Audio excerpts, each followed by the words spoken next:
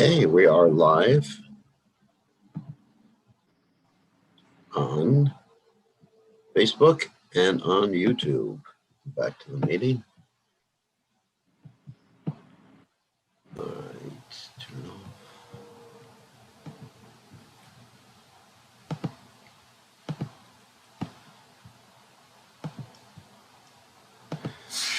Okay, welcome to the class. Not many people on tonight.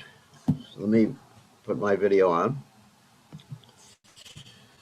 So we are live from someplace in Virginia right now.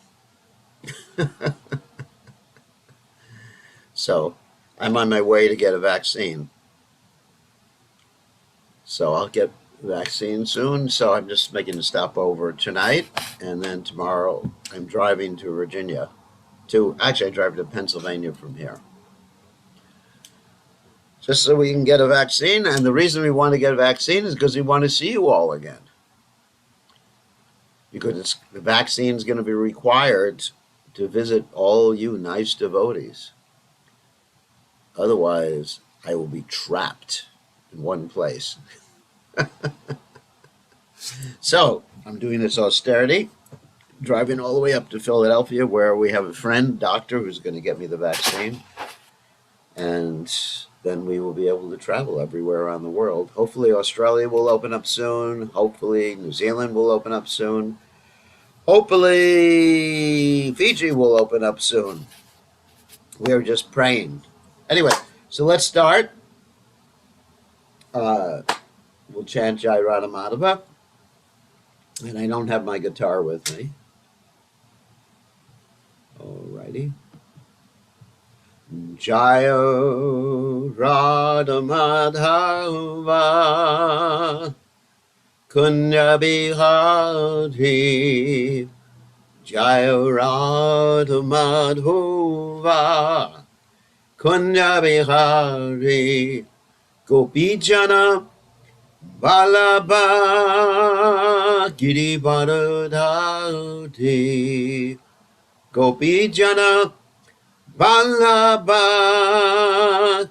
Giri Bharadhati Yashodanandana Brajajana Ranjana Yashodanandana Brajajana Ranjana Yamuna Tira Vanachari Yamuna Tira Vanachari Jaya Radha Madhava Kunya Bihari Jaya Radha Madhava Kunya Bihari Gopijana Vallabha Giri Bharadhati Gopijana Vallabha Giri Bharadhati Yashodanandana Brajajana Ranjana Yashodanandana Brajajana Ranjana Yamuna Tira Vanachari Yamuna Tira Vanachari Jaya Radha Madhava Kunya Bihari Jaya Radha Madhava Kunya Bihari Jai Om Vishnupad Paramahansa Paravatikacharya all Stoteta Satashi Shimad His Divine Grace Sabaya Chalanada Bhaktivedanta Goswami Srila Prabhupada Ki Jai ISKCON Founder Acharya Srila Prabhupada Ki Jai Anantakoti Vaishnav Vrinda Ki Jai Namacharya Srila Vilas Thakur Ki Jai Prem Se Kaho Shri Krishna Chaitanya Prabhu Nityananda Shidwaita Gadadha Shiva Siddhi Gaur Bhakta Vrinda Ki Jai. Shishi Radha Krishna Gopi Gopinath Shai Radha Kunda Giri Govardhan Ki Jai Vrindavanam Ki Jai Maturanam Ki Jai Jagannath Swami Ki Jai Yamunamai Ki Jai Shrimati Lasi Devi Ki Jai Samaveda Bhakta Vrinda Ki Jai Gaur Premananda Hari Hari Bol.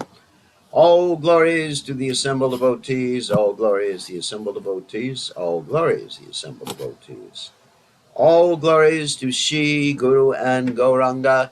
Srila Prabhupada Ki Jai. Nama Om Vishnu Padaya Krishna Prastaya Bhutale Srimati Bhaktivedanta Swami Namani Namaste Saraswati Deve Gauravani Pacharani Nivashesha Shunyavadi Paschacha Dejatarni. Okay? So then we'll go on to the Caitanya Caritamrta. We are reading about Advaita Charya from chapter 6 of the Adi Lila Caitanya Caritamrta. And please excuse that the sound is not so good tonight, and the video is not going to be as good as it normally is, because I'm just using my computer. I am on the road for the first time since March. Pretty good.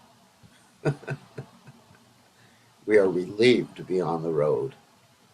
Okay, and because we are going for the vaccine.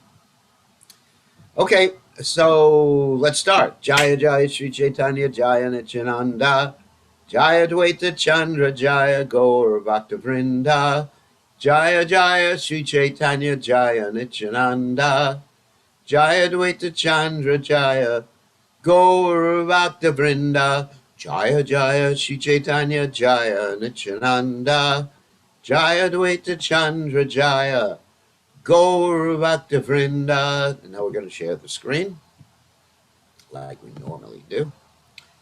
And let's say we will take away the black. And if you're at all interested, like we normally do, in reading after I finish my reading, you are welcome to raise your hand. And I will get to you, hopefully, if I don't become too ecstatic reading about Advaita Charya today. Okay, let's start. Koti Amsha, Koti Shakti, Koti Avatara, Etalanye Srijay Purusha Sakale Samsara. Mahavishnu creates the entire material world with millions of his parts, energies, and incarnations. Maya Yaiche Duyamsha Nimita Upadana, Maya Nimita Ketu Upadana Pradana. Purusha Ishvara Ache Dvimurti Haya Vishvasrishti Kare Nimita Upadana Lana. Just as the external energy consists of two parts, the efficient cause, nimitta, and the material cause, upadana, Maya being the efficient cause and pradana, the material cause, so Lord Vishnu, the Supreme Personality of Godhead, assumes two forms to create the material world with the efficient and material causes. Okay, so here we're talking about Lord Vishnu in the form of Mahavishnu. Okay, so Mahavishnu creates or manifests the pradana, which is the ingredients of this material world. Let me explain what it means in a second. And then he invigorates the pradana by looking at the pradana, saikshata. And yesterday we described that this invigoration, the name of that invigoration is what? Shambhu. Shambhu, Shambhu, Shambhu, Shivaya, like that. So Shambhu is the name of Lord Shiva. And Lord Shiva consorts with Maya, or the material cause, let's say, to implant the living entities within the womb of the material nature. So we're here, Lord Shiva, in one sense, is our father in the material world, because he's the father of these bodies. He's not the father of the soul. Of course, the soul is never created anyway. But Krishna is the father of the soul. Aham bija pradapita. But Lord Shiva is the father of the body. So, That is Mahavishnu. So Mahavishnu has these two aspects. One is to create the efficient cause of the world, or to manifest the efficient cause, and another one is to manifest the ingredients. And by ingredients, I said I would explain what I mean by ingredients. Ingredients means like a piece of clay. If you have a piece of clay, a soft piece of clay, it doesn't do anything, doesn't manifest any form by itself. So you have to have some entity take that clay and shape it into different forms. So that's what the difference is between the efficient cause and material cause. So Lord Vishnu, in these two aspects, manifests these two causes. He is not material. Even the aspect of Lord Vishnu that manifests the material cause is not material. Let me change this light here to the side so I'm not looking at the light. That's better. The better to see with. So Lord Vishnu, when he manifests the material cause, he is not material. He just manifests the material cause. Like Krishna creates the material world, doesn't make him material. Okay. So that explains what's going on. There are two kinds of research to find the original cause of creation. One conclusion is that the Supreme Personality of Godhead, the all-blissful, eternal, all-knowing form, is indirectly the cause of this cosmic manifestation and directly the cause of the spiritual world, where there are innumerable spiritual planets known as Vaikunthas, as well as his personal abode known as Goloka Vrindavan. In other words, there are two manifestations, the material cosmos and the spiritual world. As in the material world, there are innumerable planets and universes, so in the spiritual world, there are also innumerable spiritual planets and universes, including the Vaikunthas and Goloka. The Supreme Lord is the cause of both the material and spiritual worlds. The other conclusion, of course, is that this cosmic manifestation is caused by an inexplicable, unmanifested void. This argument is meaningless because it doesn't mean anything. How can you have a manifestation coming out of an inexplicable, unmanifested void? How can anything come out of a void? There must be something. The void doesn't produce things. It's kind of stupid philosophy. The first conclusion is accepted by the Vedanta philosophers, and the second is supported by the atheistic philosophical system of the Sankhya Smriti, which directly opposes the Vedantic philosophical conclusion. Material scientists cannot see any cognizant spiritual substance that might be the cause of the creation. Let me turn that off. Off you go.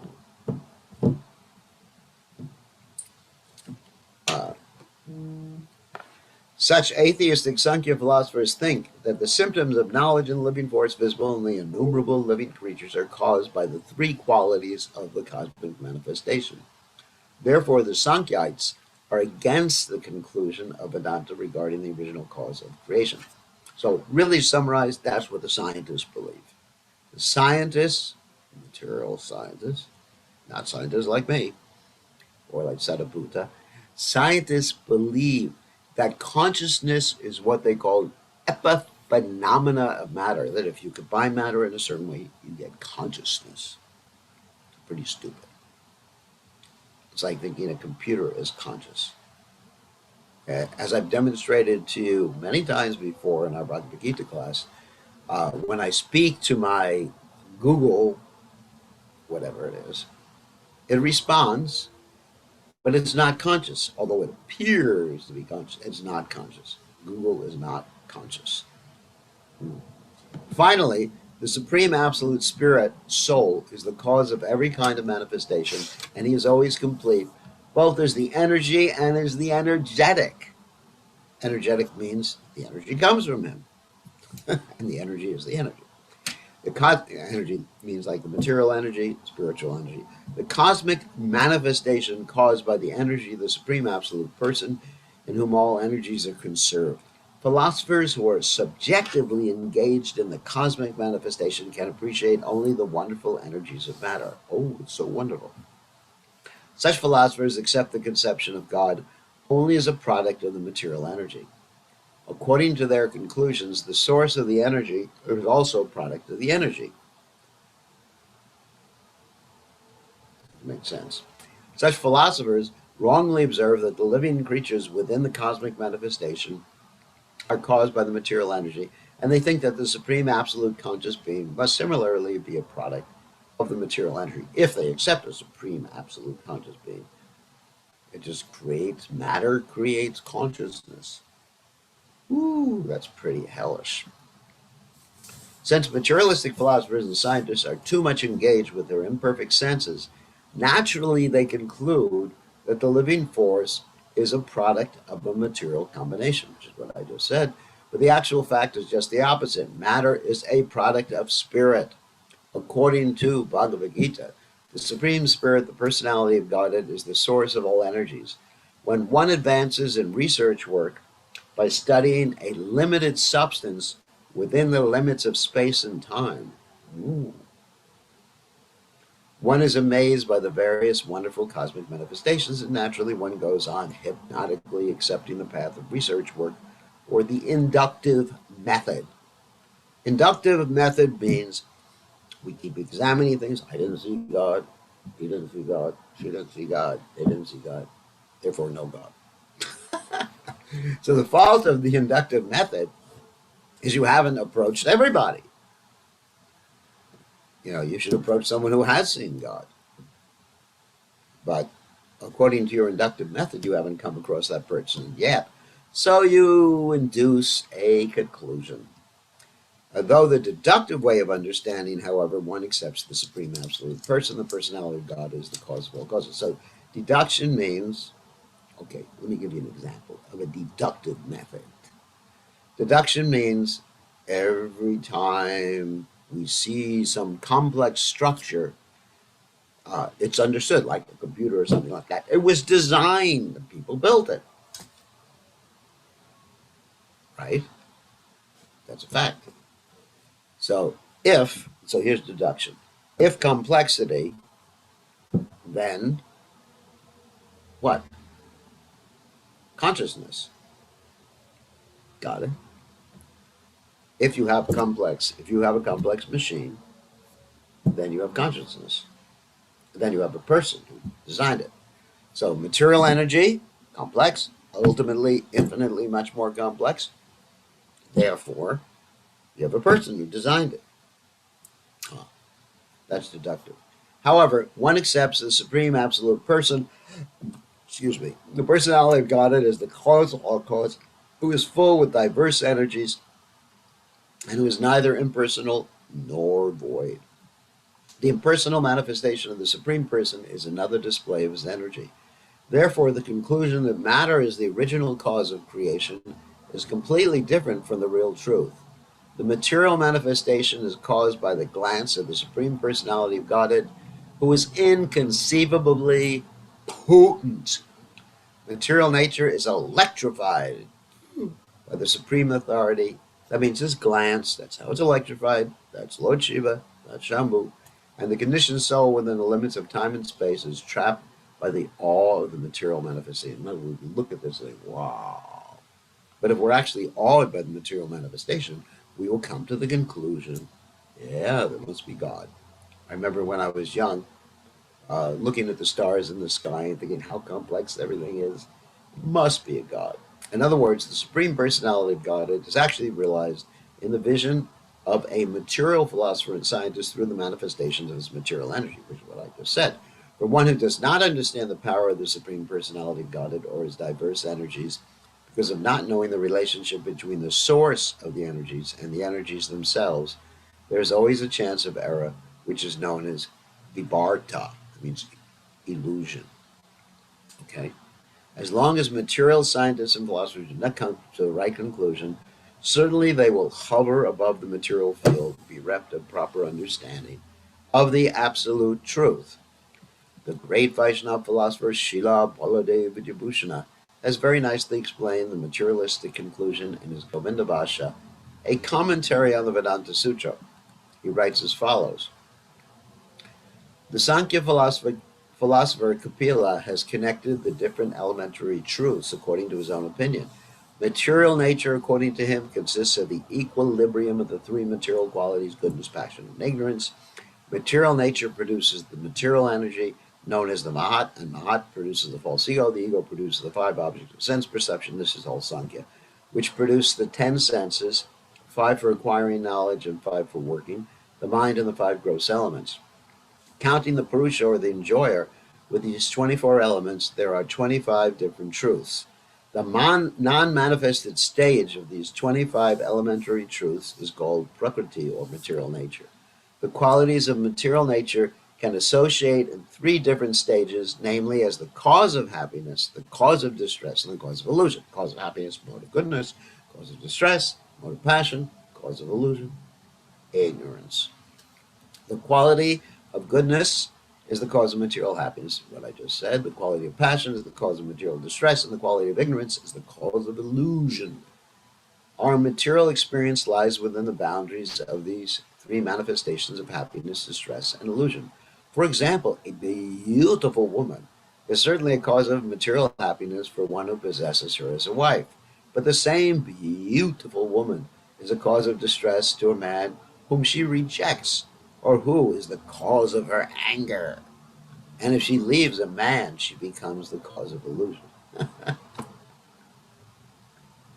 The 2 kinds of senses are the 10 external senses. That means the active senses and the perceptive senses.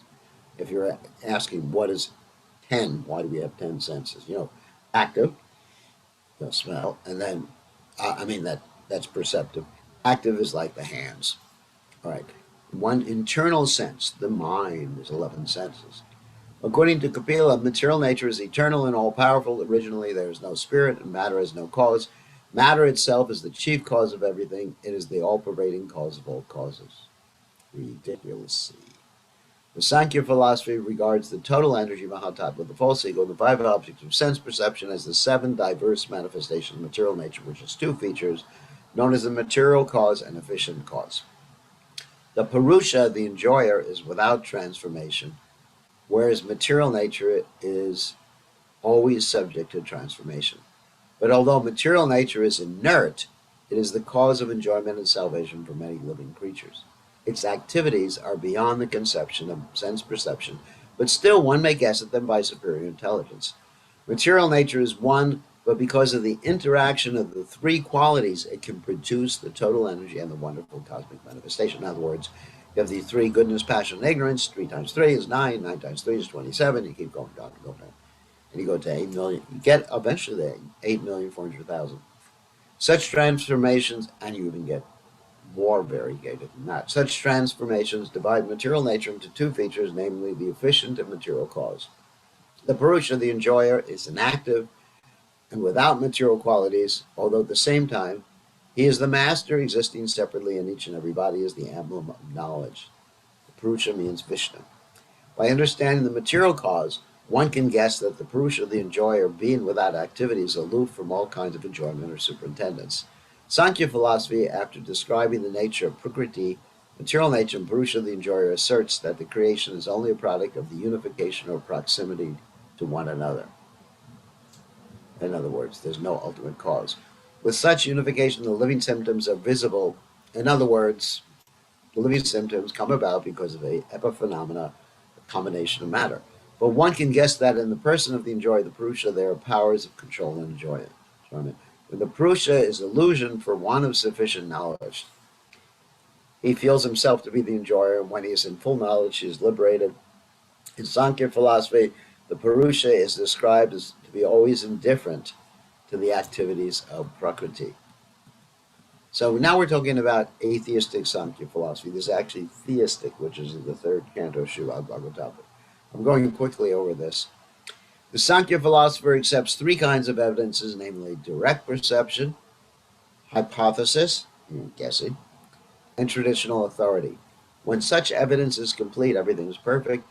The process of comparison, Sankhya is one of the 6 Saddarshans. It's called 6 philosophies in the Veda, and I'm not going to go over that right now. When such evidence is complete, everything is perfect. The process of comparison is without perfection. Beyond such evidence, there is no proof. There is not much controversy regarding direct perceptual evidence or authorized traditional evidence. The Sankhya system of philosophy identifies three kinds of procedures, namely parinamat, which means transformation, samanvayat, adjustment, and shaktita, performance of energies, as the causes of the cosmic manifestation. Srila Baladev Vijayabhushan, in his commentary in the Vedanta Sutra, has tried to nullify this conclusion because he thinks that discrediting the so-called causes of the cosmic manifestation will nullify the entire Sankhya philosophy. Materialistic philosophers accept matter to be the material and efficient cause of creation. For them, matter is the cause of every type of manifestation. Generally, they give the example of a water pot and clay. Clay is the cause of the water pot, but the clay can be found at both the cause and effect. The water pot is the effect, and the clay itself is the cause, but clay is visible everywhere. So that he's pointing out the fault in the Sankhya philosophy. To say that the clay is both the cause and the effect is not true, because you have clay, and it's maybe the material cause, but you also have to have a living entity turn it into a water pot. A tree is matter, but a tree produces fruit. Water is matter, but water flows. In this way, say the Sankhites, matter is the cause of movements and production. As such, matter can be considered the material and efficient cause of everything in the cosmic manifestation. That's really what's talking about. Srila Baladev Vijayabhushan has therefore enunciated the nature of pradhana as follows. So basically, you summarize it all. The atheistic Sankhites say that matter is the cause of everything. There's nothing else but matter. There's no spirit, there's no consciousness, and depending on how matter interacts with itself, you have what appears to be consciousness, you have what appears to be a Purusha, but you don't have. That's just an illusion. Just an illusion. I mean, just like sometimes you'll see, like, accidentally clouds will look like, if you look up at the sky, it look like a face. That's similar to what this atheistic Sankhya philosophy is teaching. So Baladev Vijayabhushan now enunciates the nature of pradhana. Pradhana means the unmanifest stage of the material energy. It's the material cause of the universe. The efficient cause is the Lord's glance. Material nature is inert, and as such it cannot be the cause of matter. Neither is the material nor is the efficient cause. Seeing the wonderful arrangement and management of the cosmic manifestation generally suggests that a living brain is behind this arrangement. This is what I talked about previously. See a computer, someone designed it. For without a living brain, such an arrangement could not exist. One should not imagine that such an arrangement can exist without conscious direction. In our practical experience, we never see that inert bricks can themselves construct a big building. And a big building is very simple compared to one cell in your body. One cell in your body is more complex than all the cities in the world combined. Whew. It's like a Maha country. So, obviously, there's consciousness. The example of a water pot cannot be accepted because a water pot has no perception of pleasure and distress. Such perception is within. Therefore, the covering body or the water pot, whoops, something popped up here on the screen. Therefore, the covering body of the water pot cannot be synchronized with it. It's a bad example. Sometimes the material scientists suggest that trees grow from the earth automatically without assistance from a gardener because there's a tendency of matter. But they also consider the intuition of the living creatures from birth to be material. But such material tendencies as bodily intuition cannot be accepted as independent, for they suggest the existence of a spirit soul within the body. Actually, neither the tree nor any other body of living creature has any tendency or intuition. The tendency and intuition exist because the soul is present within the body, consciousness. In this connection, the example of a car and a driver may be given very profitably. The car has a tendency to turn right and left, but one cannot say that the car itself, as matter, turns right and left without direction of a driver. Of course, nowadays they have driverless cars, but when Prabhupada was giving this Example, they didn't have driverless cars. A material car has neither tendencies nor intuitions independent of the intentions of the driver within the car. The same way my body doesn't have any tendencies or intuitions independent of my soul. The same principle applies for the automatic growth of trees in the forest.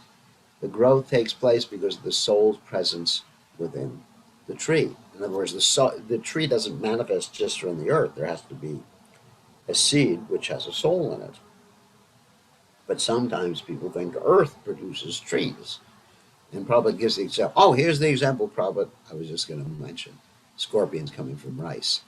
Sometimes foolish persons take it for granted that because scorpions are born from heaps of rice, the rices produce the scorpions. The real fact, however, is that the mother scorpion, Mataji, lays eyes within the rice, lays eggs, within the rice. By the proper fermentation of the rice, the eggs give birth to several baby scorpions, which do, of course, come out. This does not mean that the rice gives birth to the scorpions. Sometimes people would think like that. Similarly, sometimes bugs are seen to come from dirty beds, bed bugs. This does not mean, however, that the beds give birth to the bugs. It is the living soul that comes forth, taking advantage of the dirty condition of the bed.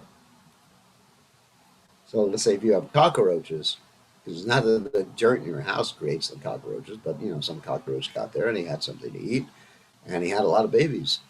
There are different kinds of living creatures. Some of them come from embryos, some from eggs, and some from the fermentation of perspiration.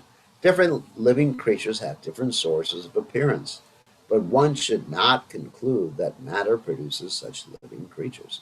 I mean, you even produce living, you don't produce them, but the situation on your body, let's say your sweat, it actually is a favorable situation for living entities who are already there to reproduce. That's why you get a smell. The example cited by materialists are trees automatically come from the earth follows the same principle. Taking advantage of a certain condition, a living entity comes from the earth. According to the Brihad Aranayaka Upanishad, every living being is forced by divine superintendence to take a certain type of body according to his past deeds. There are many varieties of bodies, and because of divine arrangement, a living entity takes bodies of different shapes. When a person thinks, I am doing this, or the I am does not refer to the body. It refers to something more than the body or within the body. As such, the body as it is has neither tendencies nor intuition. The tendencies and intuition belong to the soul within the body. Sometimes suggest that the tendencies of male and female bodies cause their union, and that this is the cause of the birth of the child. But since the Purusha, according to Sankhya philosophy, is always unaffected, where does the tendency to give birth come from? So in other words, according to Sankhya philosophy, there wouldn't be that tendency. Sometimes material scientists give the example that milk turns into curd automatically, and that distilled water pouring from the clouds falls down to earth, produces different kinds of trees, and enters different kinds of flowers and fruits with different fragrances and tastes. Therefore, they say matter produces varieties of material things on its own. This is all nonsense. Actually, nowadays, the material scientists don't say that. In reply to this argument, the same proposition of the Brihad Aranayaka Upanishad, that different kinds of living creatures are put into different kinds of bodies by the management of a superior power, is repeated. Under superior superintendence, various souls, according to their past activities, are given the chance to take a particular type of body, such as that of a tree, animal, bird, or beast, and thus their different tendencies develop under these circumstances. The Bhagavad Gita 13:22 affirms this. Purusha prakati sto hi punkte prakati jan gunan karanam gunasangasya sadasa yoni yamasu jonmasu. The living entity in material nature thus follows the ways of life, enjoying the three modes of nature. This is due to his association with that material nature. Thus he meets with good and evil amongst various species. The soul is given different types of bodies. For example, were souls not given varieties of tree bodies, the different varieties of fruits and flowers could not be produced. Each class of tree produces a particular kind of fruit and flower. It is not that there is no distinction between the different classes. An individual tree does not produce flowers of different colors or fruits of different tastes. There are demarcated classes, as we find among animals, humans, birds, and other species. There are innumerable living entities, and their activities performed in the material world according to different qualities and material modes of nature give them the chance to have different kinds of lives. Thus, one should understand that pradhana, matter, that's the ingredient cause of the material universe, cannot act unless impelled by a living creature. The materialistic theory that matter acts independently or independently acts cannot therefore be accepted. Matter is called prakriti, which refers to female energy. A woman is prakriti, a female. A female cannot produce a child without the association of a purusha, man. The purusha causes the birth of a child because the man injects the soul, which is sheltered in the semen, into the womb of the woman, as the material cause, supplies the body of the soul, and as the efficient cause, she gives birth to the child. But although the woman appears to be the material and efficient cause of the birth of the child, originally the purusha, the male, is the cause of the child. Similarly, this material world gives rise to varieties of manifestations due to the entrance of Garbhodaksha Vishnu within the universe. He is present not only within the universe, but within the bodies of all living creatures as well as within the atom. We understand from the Brahma Samhita that the Supersoul is present within the universe, within the atom, and within the heart of every living creature. Therefore, the theory that matter is the cause of the entire manifestation cannot be accepted by any man with sufficient knowledge of matter and spirit. I'm trying to finish this particular verse first. So, in other words, in every single person's heart, there's the supersoul and the soul, which both animate matter. Simple. Materialists sometimes give the argument that as a straw eaten by a cow produces milk automatically, so material nature under different circumstances produces varieties of manifestations. Thus, originally, matter is the cause. In refuting this argument, we may also say that an animal of the same species as the cow, namely the bull, also eats straw like the cow, but does not produce milk. Under the circumstances, it cannot be said that straw in connection with a particular species produces milk. The conclusion should be that there is superior management, as confirmed in Bhagavad Gita, 9th chapter, text 10, where the Lord says, Maya yakshena prakati suyate sat characharam. This material nature is working under my direction, a son of Kunti, and it is producing all moving and unmoving beings. The Supreme Lord says, Maya yakshena, under my superintendence, when he desires that the cow produces milk by eating straw, there is milk, and when he does not desire it, the mixture of such straw cannot produce milk. If the way of material nature had been that straw produced milk, a stack of straw could also produce milk, but that is not possible, and the same straw given to a human female also cannot produce milk. That is the meaning of the Bhagavad Gita statement that only under superior orders does anything take place. Matter itself has no power to produce independently. This keeps repeating the same thing, which is an important point. Life comes from life, which is one of Prabhupada's primary topics, which Prabhupada encouraged the scientists to prove, his scientists. The conclusion, therefore, is that matter, which has no self-knowledge, cannot be the cause of the material creation. The ultimate creator is the Supreme Personality of Godhead. Maybe I'll let someone else read at this point, because I don't really remember how long this purport is. Okay, so now, let's see, who do we have? Okay, maybe we'll give another opportunity to Pran Govinda to read. Okay, Pran Govinda, you're officially allowed to unmute yourself. Dear Maharaj, please accept my humble obeisances. All glories to Prabhupada. All glories to Srila Prabhupada. So go ahead and read. If matter were accepted as the original cause of creation, all the authorized scriptures in the world would be useless. For in every scripture, especially Vedic scriptures like the Manusmriti, the Supreme Personality of Godhead is said to be the ultimate creator. Manusmriti is considered the highest Vedic direction to humanity. Manu is the giver of law to mankind, and the Manusmriti, it is clearly stated that before the creation, the entire universal space was darkness, without information and without variety. and was in a state of complete suspension, like a dream. Everything was darkness. The Supreme Personality of Godhead then entered the universal space, and although he is invisible, he created the visible cosmic manifestation.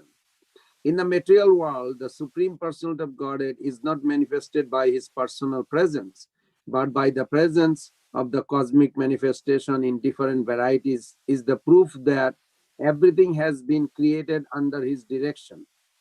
He entered the universe with all creative potencies, and thus he removed the darkness of the unlimited space.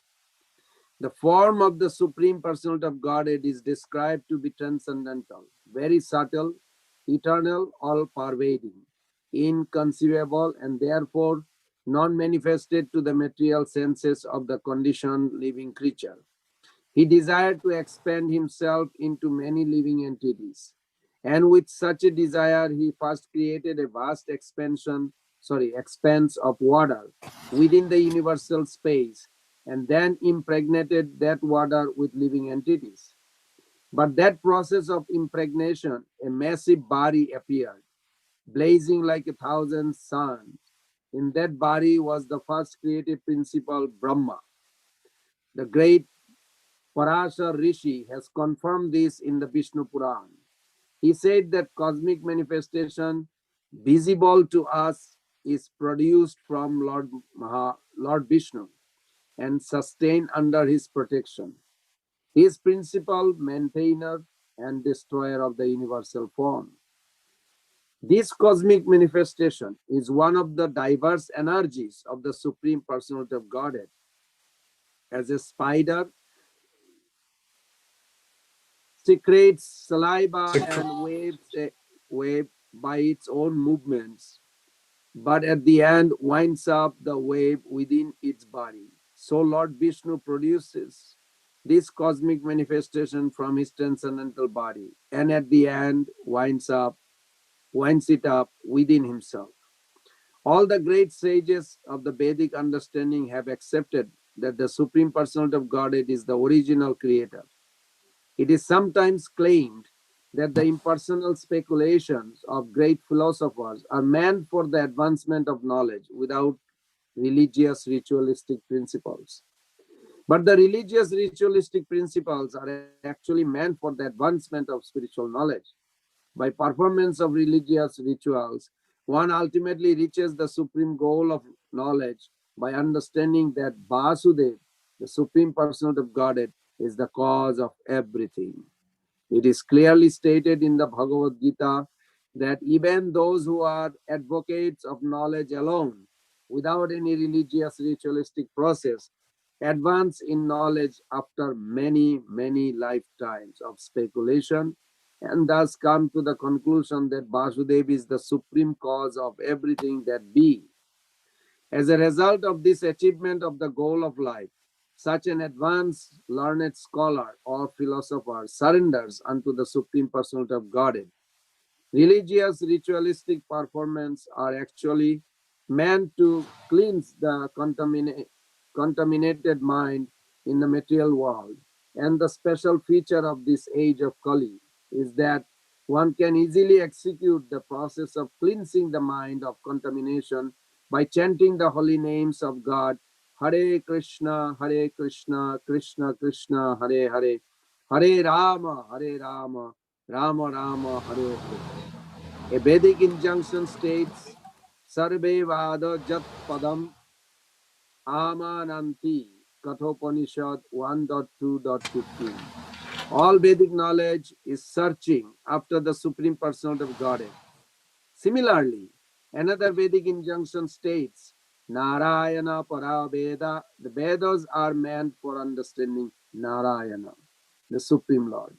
Similarly, the Bhagavad Gita also confirms, Vedescha Sarve Aham Eva Vedda. By all the Vedas, Krishna is to be known. Therefore, the main purpose of understanding the Vedas, performing Vedic sacrifices, and speculating on the Vedanta Sutra is to understand Krishna. Accepting the impersonalist view of voidness or the non existence of the Supreme Personality of Godhead negates all study of the Vedas. Impersonal speculation aims at disproving the conclusion of the Vedas. Therefore, any impersonal speculative presentation should be understood to be against the principle of the Vedas or standard scriptures. Since the speculation of the impersonalist does not follow the principles of the Vedas, their conclusion must be considered to be against the Vedic principles. Anything not supported by the Vedic principles must be considered imaginary and lacking in standard proof. Therefore, no impersonalist explanation of any Vedic literature can be accepted. If one tries to nullify the conclusions of Vedas by accepting an unauthorized scriptures or so-called scriptures, it will be very hard for him to come to the right conclusion about the absolute truth. The system for adjusting two contradictory scriptures is to refer to the Vedas. For reference from the Vedas are accepted as final judgment. When we refer to a particular scriptures, it must be authorized. And for this authority, it must strictly follow the Vedic injunctions. If someone presents an alternative doctrine he himself has manufactured, that doctrine will prove itself useless. For any doctrine that tries to prove that Vedic evidence is meaningless immediately proves itself meaningless. The followers of the Vedas unanimously accept the authority of Manu and Parashar in the disciplic succession. Their statesmen, however, do not support the atheistic Kapila. Because the Kapila mentioned in the Vedas is a different Kapila, the son of Kardama and Devahuti. The atheist Kapila is a descendant of a dynasty of Agni and is one of the conditioned souls. But the Kapila, who is the son of Kardama Muni, is accepted as an incarnation of Vasudeva. The Padma Puran gives evidence that the Supreme Personality of Godhead Vasudeva takes birth in the incarnation of Kapila, and by his expansion of theistic Sankhya philosophy, teaches all the demigods and the Brahmana of the name Asuri. In the doctrine of atheist Kapila, there are many statesmen directly against the Vedic scriptures, principles. The atheist Kapila does not accept the Supreme Personality of Godhead. He said the living entity is himself the Supreme Lord, that no one is greater than him. His conception of so-called conditioned and liberated life are materialistic, and he refuses to accept the importance of immortal time. All such statements are against the principles of the Vedanta Sutra. Okay, okay, you could stop there. Let's see. I don't know if we're going to go ahead. So basically, what Prabhupada is saying here is that there are two Kapilas. One is atheistic, and the other one is theistic. One is the Supreme Personality of Godhead, and the other one is a demon. And they both present this Sankhya philosophy. The word Sankhya literally means to count. Like I said, it's one of the Vedic darshans, and it's very much connected with yoga. So we're talking about Vedic darshans. They come in groups of two. You know, there's Sankhya and Yoga. So yoga, of course, means what? You know, like Patanjali's system. And a Patanjali system, it's not simply exercises, it's an analysis of the material elements. So in the atheistic analysis, you just come to the conclusion that there's all these different things, you know, in this world, such as the perceptive senses, the active senses, Pancha Mahabhuta. What do I mean by Pancha Mahabhuta? Earth, water, fire, air, and ether. And you have the subtle material elements, mind, intelligence, false ego. And so all these together produce everything. That's it. And in the theistic conception, after coming to the conclusion of the different material elements, you understand that there is what? A soul and a supersoul. Intelligence, a soul, and a supersoul. So that is the difference between the theistic Sankhya and the atheistic Sankhya. Basically, they're both called Sankhya because Sankhya means to count or to enumerate. It doesn't simply mean like count. 1, 2, 3, 4, 5, 6, 7, but enumerate the different elements and to come to a conclusion by your elaboration or negation of the different elements. What is the absolute truth? Okay, and that's Sankhya. And I think we're going to end now because that was pretty weighty philosophy. And we will take some questions if anyone has any questions about that or some nectarian topic. Let me stop sharing and then we can allow everybody or whoever wants to ask questions. Hold on 1 second. Yes. Okay, so you are officially allowed to ask questions. Who wants to ask a question? Gurudev, please accept my humble obeisances. It's Rakesh. Haribol. Yes, Haribol Gurudev. Gurudev, I have a question. In 14 planetary system, which planet does the Earth reside? Like, which is the Earth's in the middle planet, the middle planetary system. It's actually one of the middle planets, like the number 7 or something like that. Okay. It's called Marchalocum. Marchalocum is part of the lower 7. It's not part of the upper 7. So we are part of lower 7. Yeah, that's right. Okay, Gurudev. And which ocean does the Mahavishnu reside? Like, Shirodharshni reside in ocean of love. Mahavishnu is in the causal ocean. What is it made of? Causal, Causal. Okay. And the Shirodaksha Vishnu is he resides in the he also resides in an ocean and an island in the ocean of milk called Svetadvipa, but he in the ocean of the universe. He manifests this ocean from his body, actually the perspiration of his body, and it fills the universe. This is the universal ocean. But the causal ocean is manifested by the Mahavishnu, Koranadaksha Vishnu. Thank you. Anyway, you don't need to know the names of the oceans. You're just in them. I mean, it's not one of the things that's that important to understand. Let's see who's sending me a chat. Okay, people are praying for me. There's nothing wrong with me. I'm just taking.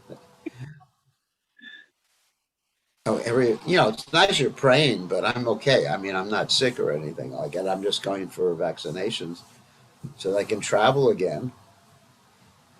So I'm not just trapped in one place. And I want to go to Fiji. I want to go to New Zealand, Australia, and see the devotees. I want to go to Europe and see the devotees. I want to travel around the United States and see the devotees. And I want to go to New Goloka and see the devotees. But actually, I've been in New Goloka for a long time.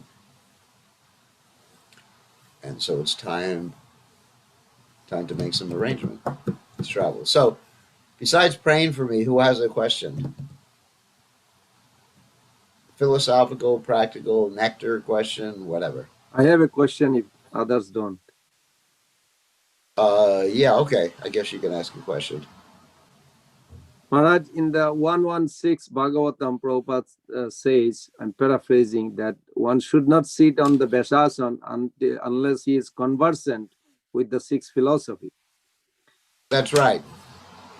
So, how much do you expect the devotees, us, to know about them? That's a one question. And related to that, one of the 6 philosophy, Patanjali, is a pure devotee. Why? Yes. Why short darshan is considered not really a part of bhakti? How pure devotee like Patanjali? No, but Patanjali advocates, first of all, controlling the mind. It also advocates meditating on Ishvara. But the followers of Patanjali don't actually understand who Ishvara is. They speculate on that. Because Patanjali doesn't really get into detail insofar as how to concentrate on Ishvara. So it's the followers that we have trouble with. I mean, because even Sankhya philosophy, Lord Kapila, the theistic Kapila, his philosophy is fine.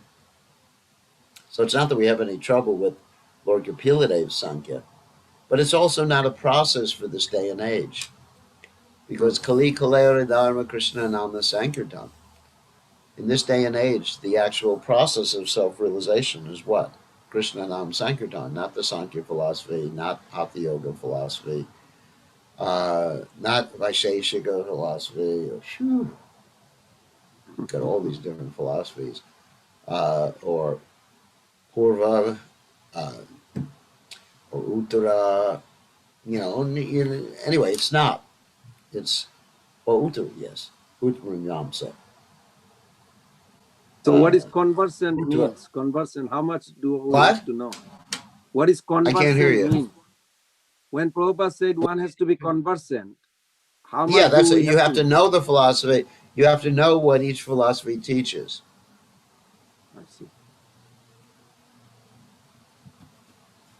You have to know what each philosophy teaches. If someone asks you a question about Sankhya, you better know what it means. Else you're going to appear very stupid. Or Vaisheshika, atomism, and you better know what it means. Or Purva Mimamsa, which is Arya Samaj, Jainism. basically. Oh, I thought it's You Jainism. have to know. Yeah, but you also have to know Arya Samaj is basically Purva Mimamsa too. Karma Mimamsa. If you do your job nicely, then it doesn't matter whether there's any. Anyway, so you should know the basic tenets of each of those darshans if you're going to speak about Krishna consciousness. Because if people ask you questions and someone says, "Do you know anything about Sankhya, Vaisheshika, or anything like that?" and you say, "No, I don't even know what that means," then you're going to appear very foolish, and people are not going to respect you. Mm-hmm. You may be a great devotee and a pure devotee, but if you're going to start presenting Krishna consciousness, you better know about these things, or else you're going to look very foolish. Especially if you're in India. But something I learned from Especially if you, you. other day I learned from you about Arya Samaj. I never heard that they are deep philosophy about deity worship. Yeah, you didn't know that? No, first time I heard from you. Wow. And you're from India. You should know about it. Arya Samaj and Brahmo Samaj. You probably know more about Brahmo Samaj, right? Yes, Because they're Bengali. I mean, yes. they're situated mostly in Bengal. They're pretty much the same thing. They say the Vedic rituals should be done. They believe in the four Vedas. And they really don't, well, the strict ones don't get into the Itihasas or Puranas. Mainly they're interested in Chaturveda, the four Vedas, Rig Veda, Samaveda, Atharva, like that, and Yajur Veda. So, anyway, who else wants to ask the question? Hare Praneshwari, do Krishna you have a Gurudev. question? Yes. Okay, why don't you ask? Yeah, my question is how ignorance is the cause of illusion.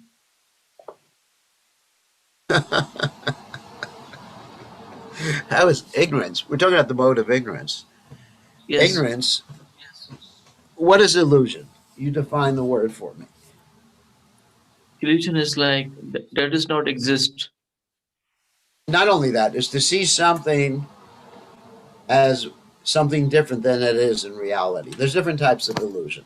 One type is to actually see something uh, that doesn't exist, or think that something exists that doesn't exist. Another type is to see something and to see it as something different than what it should actually is. And the third type is uh, to not see something that does exist. You got not see something that does exist, uh, to see something that doesn't exist, and and to see something that's different from which it actually is. Like the example, one type of illusion is like you see a rope as a snake, or a snake as a rope. That's you're seeing something that exists as something that something different. And an example of seeing something, something that doesn't exist and thinking it exists is an illusion, is a mirage. Sorry, used the wrong word. Is a mirage. Mirage means you see water in a desert. Prabhupada gives this example. You understand? Yes, yes, Gurudev. To see something and it actually doesn't exist. And to not see something that really does exist, the example is like Krishna. Krishna's there, the pure devotee sees him, Prabhupada said to us once, or maybe even several times, the amazing thing isn't that you can see Krishna, the amazing thing is you don't see Krishna. So that's a sort of illusion. That's a third type of illusion. So you got three types of illusion. And also another type is to think you're the body. And these are illusion means you're in ignorance because you're ignoring reality. Ignorance. You're ignoring something or you're not aware of something. Isn't it? Yes, yes, Gurudev. So illusion is the cause of ignorance. And the cause of intelligence is to accept information from a higher authority. That's the perfect source of knowledge, which is the descending process. Like Prabhupada, in the purport, Prabhupada talks about pratyaksha and anuman, but our process of receiving knowledge is called shabda, hearing from a higher authority. Anyway, we're all in illusion thinking ourselves to be the body. That's why I'm going for the vaccination, because I think I'm the body.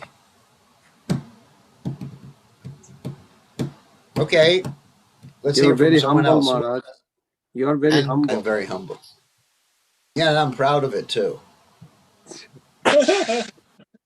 And The reason I say humble things is because I want people to praise me for being humble. You are and genuinely Gurudev, humble, Maharaj. No, I'm genuinely, at least I'm honest. All right, so who else has a question? Hare Krishna and Gurudev. Gurudev, Bhagavad Pranam. Oh, Nalini Kant. Okay, good to see you. Good to see you, Gurudev. Gurudev, just extending on Pran Govind Prabhu's question. Yeah, Knowing about those philosophies means just knowing their principle, not the details. yeah, not knowing how to practice them. Knowing what yoga. I mean, just like yoga is. Patanjali. Basic things about Patanjali. He said to worship Ishvara. He said you have to control the mind. Yeah, but it's not that you have to know. First of all, Patanjali only taught one or two postures. So all this stuff about postures, the Iyengar system and all these other systems, happened later. Patanjali, he just taught two postures, maybe one or two postures. He wasn't a posture guru. He taught the yoga, the meditational yoga, yam, niyam, asana, pranayam, pratyahara, dharana, dhyana, and samadhi. Everybody should know that. Because if someone asks you about yoga, it's yum. What does yum mean? It doesn't mean that something's delicious. You say yum, yum. It means basically restrictions. Like we have our yum, like 4 regulated principles: no illicit sex, no gambling, no meat eating, no intoxication. And there's also a king of yum. His name is Yamaraj. Because if you don't follow the restrictions, you get to see the king. Pretty good. But the king is not going to give you his darshan in a very kind way. He's going to give you a very bad darshan. So anyway, so Yamaraj, yam, niyam means positive injunctions. Krishna mentions a few of those in the 6th chapter of the Gita. You go to a secluded place, you sit down, you have some deer skin because basically that repels the snakes. You sit down in a secluded, say yam, niyam, and asana, you sit on your asana. You can do different postures. And you breathe in a certain way, offer your ingoing breath to the outgoing breath, and the outgoing breath to the ingoing breath. Pratyahari, withdraw everything, and you focus it, dharana, you focus it, dhyana, meditation, and finally samadhi, absorption. So, I mean, at least everybody should know that much about the yoga system. You know, not that you have to know all the details, how to practice it, and, you know, I don't practice it, at least that type of yoga. I practice bhakti yoga. And I also know about karma mimamsa, uttara mimamsa. Actually, there's karma mimamsa, which is purva mimamsa. And then there's two types. I don't want to get into all the details of the Saddarshans, but there's Uttara Mimamsa, which is Vedanta, but there's also impersonal Vedanta, two branches of Uttara Mimamsa, impersonal Vedanta and personal Vedanta. So one day we can give a class on these things. To me, it's not that interesting, the darshans, but everyone should learn basically what the 6 darshans are, what their limitations are, and what their basic practices are, and what, as Prabhupada mentions here about Sankhya, what their epistemology is. I mean, in other words, what they consider as sources of knowledge. You know, whether it's pratyaksha, which means direct perception, or anuman, induction, or shabda, descending process, or history. I mean, there's different sources. There's a whole chart, and I don't remember all of them for all the darshans, but I have a whole chart. You know, if anyone wants me to give a class on it, I can give it. It's not that I meditate or memorize all these different things, but I'm aware of the different darshans. Okay, Thank you. with all this philosophical stuff. What's that? You have another question? No, Gurudev, thank you very much. Okay, so I'm we're going to end now. In Gurudev, What? I'm concerned about vaccine. I mean, it's not proven yet whether it will be protective or not. So maybe I'll just grow another head. That would be helpful for Krishna consciousness. Maybe I'll become one of those mutants. Anyway, if you want me to visit New Zealand, I have to have a vaccine. But then every place you go, you will have to stay in managed care, something like that. Managed care. You can take care of me. Isolation, like managed isolation care. Nah, I think within a few months it's going to be different. Okay, Gurudev. You can stick me in your house and feed me quinoa or something for 2 weeks. Yes, yes. Yes, please. Anyway, we'll see. I mean, I think by the summer things will change. As more people get the vaccine, there'll be less incidence of the virus, and then there'll also be better tests that can ascertain whether or not someone is a carrier of the virus. I mean, things can't continue in the same way. I mean, it's not that every time someone's going to travel in the future they have to be locked away for 2 weeks. Yes. It's not going to be like that. Don't worry. Thank you. And if it is, we'll cope with it. Whatever it is, I mean, it's Krishna's will. I mean, I can't fight against material energy. I just have to go along. You know, we are not in charge. I realized that this year. Before that, I thought I was in charge. But there's one advantage of this COVID virus. I learned that I am not in charge of my destiny. There's the super soul. And so Krishna has arranged this. And let's see what the future holds. All I can do is what I can do and try my best, and then it's up to Krishna. I'm not going to be able to overcome the will of the Supreme Personality of Godhead. So don't worry. Okay, Gurudev. Krishna will arrange something. And anyway, we'll see what Krishna wants. I'm his servant. Krishna wants to keep me just locked up all the time, I'll have to go along with it. And I'll be happy because I'm serving Krishna. That is up to the Supreme Personality of Godhead, you know. If Krishna takes away all this modern technology and I'm left just eating tree bark for the rest of my life and wearing tree bark, I will be happy because that's Krishna's will. You know, we can't just like get depressed because things don't happen the way we thought they were going to happen, the way we want them to happen. We're actually tiny, and Krishna has some plan, you know, and I will continue to preach and do whatever I can to serve Krishna in this material world until I leave this body and join Yamaraj.